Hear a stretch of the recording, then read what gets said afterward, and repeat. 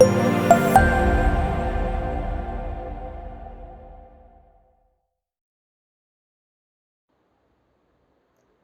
and welcome to Leading with Women. Today we have with us Joana Casaca Lemos. She's a designer and researcher specializing in sustainability, and we will be exploring the impact of sustainable design thinking from an organization's lens.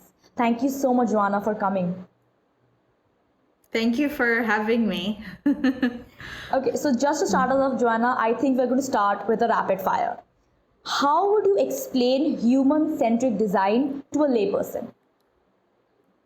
I would, human-centered design is a design methodology focused on designing for human needs, wishes and desires and fears.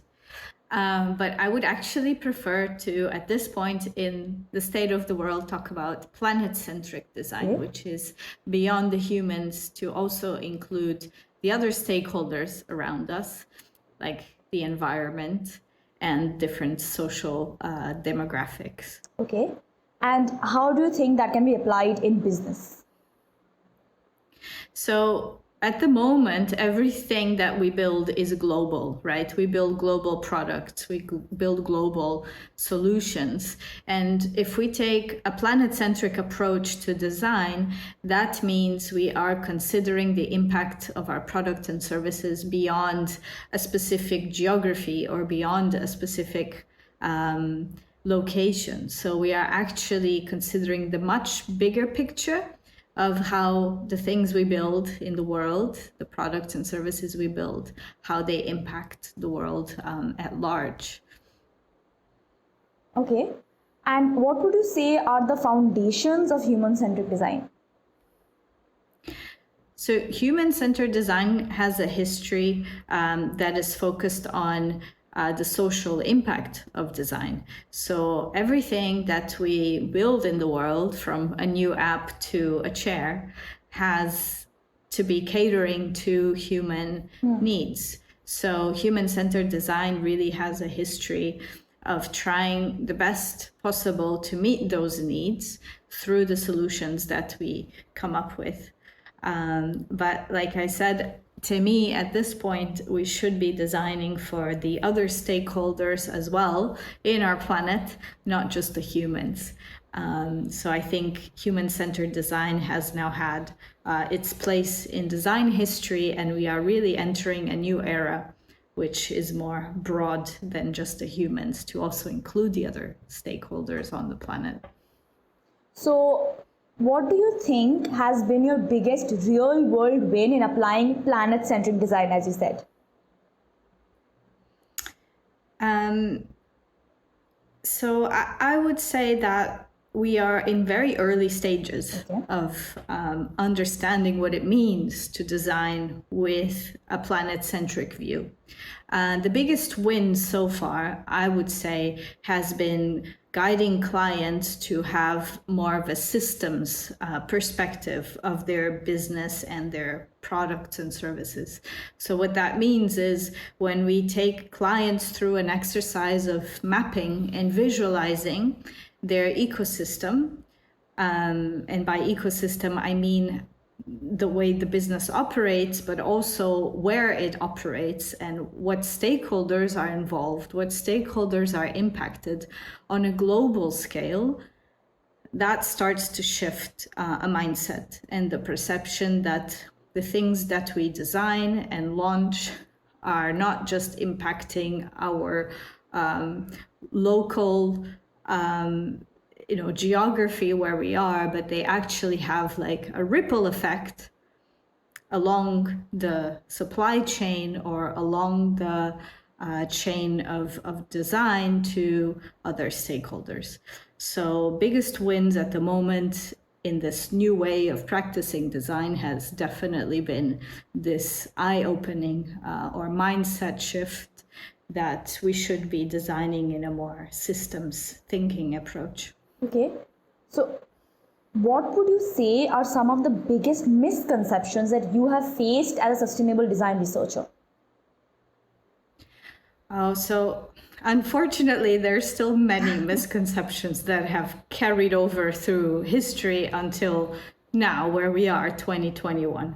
So some of them being that sustainable design or design for sustainability is about corporate social responsibility, or it's about building more eco-friendly, ecological, or green products. It's not just that. Like, of course, like reducing the environmental impact of the products we build, from technological products to consumer goods or fashion, is really important, and we should consider all the aspects of what make up a product. But it's also a little bit beyond that. So it's also looking at the future. So like, what is the end of life look like for that product? Like, how will the consumer know what to do when they're done using that product? So misconceptions really vary along the lines of designing for sustainability is just about building better eco-friendly solutions. So I'm mentioning all of these terms, which I feel are really outdated, where we are today is a very sophisticated place and time for design. We have amazing technology at our fingertips, and we should really be leveraging technology for sophisticated solutions to sustainability. So you have clearly laid out misconceptions and you've clearly laid out what we should do. But what is the business case for adopting sustainable practices? The business case for adopting sustainable design practices at the moment is huge. We've seen with, for example, the pandemic, right? This global pandemic, this experience of the collective, where everyone in the world was impacted by it. No one was left indifferent to this experience. It taught us a lot. So it taught us a lot about how coming together as nation states or as communities or neighborhoods, what are the advantages of doing so, of coming up with solutions together, of co-creating. And the journey towards a more sustainable future will be in the exact same way.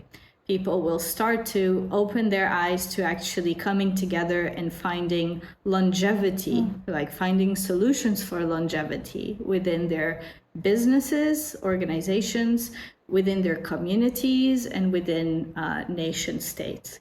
So I really feel we have a massive opportunity right now, based on all the learnings the pandemic has taught us about humankind and its place in time right now, and the technology we have to help us build a better sustainable future. And now the challenge really is, are businesses ready to actually design towards a sustainable future, considering that they might have to make some massive adjustments to business as usual, or the way that they've been functioning up until now. So if you asked, are businesses ready? And if they came to you, what would you say is a framework that organizations should follow when designing for sustainability? Well, I would say that a framework at the moment that is a really important one for businesses to get to grips with and start prototyping around is definitely circular models. So circular economy is bringing up so many opportunities for exciting solutions to these problems that we have, both environmental and social problems. So the circular design model and circular economy, where that design model sits in, is really a new mindset shift that companies need to start prototyping around. And the answers won't come immediately. That's why we need to get started now. Like, we need to start researching, prototyping, understanding how do we transform our services from a linear extraction, use, dispose mindset to a circular mindset, which builds an ongoing loop where nothing is wasted and everything can be reutilized. Okay, so what is the first thing that an organization can do to see an outsized return on committing to sustainability? Well, I would say to get started is really to bring in that expertise. I've been fortunate to engage with companies in this way. So to really start by bringing in somebody who can kick off that conversation, and in a very open way to really lay things out on the table and say, okay, this is the way we've been operating so far. But what is it that we need to do to make that shift happen? Having a very open mind. What is it? Exactly. Having a very open mind, being open to creatively explore this as a challenge, as something that will bring business return, but it will also contribute in so many more ways than the current state of things. So I really find that a place to get started is just kick off the conversation. Even if you don't have all the answers yet, they will come. So to really build that conversation, engage in the community, and I feel like that's a place to start. There is no shame in saying we don't know how to get there. I really appreciate when companies are vulnerable like that, and they say, we don't know where to start. Can you help us? Let's just have a conversation about it. So I think the mindset shift and the openness to change are really the two drivers at the moment. Talking about conversations actually brings me to the next question beautifully. How important is organizational culture in the design process? Yes, this is a really good question, because organizations are made of people, right? And people are complicated. People carry a whole set of desires, fears of change. Absolutely. Exactly. So organizations are a living thing, actually. They are made of a body of individuals, of humans who carry their own biases, misconceptions, fears, but also dreams and desires, and a lot of creativity within them. So I really find that the organizational change and the alignment between the people who make up an organization and this sustainable future vision, that has to be there, and it has to be facilitated. And I'm an optimistic in this sense. Like, I truly believe people feel welcomed and they feel seen when they can contribute positively to a problem and bring up their superpowers, right? Bring up their strengths. So how can we do that, right? It has to be a facilitated process where you get the people in the room and really bring out what is it that they care about, what is it that they want to solve and contribute to. And in this way, start to form what is the organizational vision for this shift that we want to see in the world. And it always starts at home, right? It always starts on the inside. So I truly feel that change cannot happen outside if we don't work on it inside as well. So, Joana, you've talked about mindset a lot. So, what can legacy businesses do to instill innovation? Are there any anecdotes that you can share where you've seen design thinking unlock an upside? So, yes, I mean, great question. So I think innovation for me is about two things. One is this mindset shift that I keep talking about, and that takes time, and we need to create opportunities for it to happen. When I say opportunities, I mean let's get our people out of their normal routine. Let's bring in something that is unusual, that is challenging in a positive way, that triggers their intrinsic motivations to engage, come up with creative solutions to problems. And then the other piece is the value of working interdisciplinary. So very often I've seen organizations get stuck on a problem because they keep utilizing the exact same tools, methods to come up with a solution for that problem. Okay. But what I've seen is also the value of interdisciplinarity, and maybe bringing in somebody who just has a radical view, radically different from the status quo and the way it's been approached so far. Bringing in an expert from a different field to give a new light on the problem. So I think being brave, organizations being brave to take those risks, that is what ultimately will push innovation forward, especially in the problems that we have today. Even though you say that every human can implement this methodology, do you think that organizations in emerging economies like India, Brazil, is it difficult for them to inculcate an intention towards implementing sustainable design? Do you know what? Like, I think I've been very fortunate to work in such different geographies. Okay. And what that has taught me is that all cultures have such an amazing history of problem solving in their own way, right? So we should really value that and embrace that. So for example, the time I've spent working in Indonesia or in India or in Thailand or Senegal, very different cultures from Absolutely. my own background, but I've always been really amazed by how much I could learn in the way that local communities have been solving their own problems and figuring things out. Like, they are the experts of that context. No outsider will ever be as much of an expert as somebody who has seen that land, that geography for all of their lives.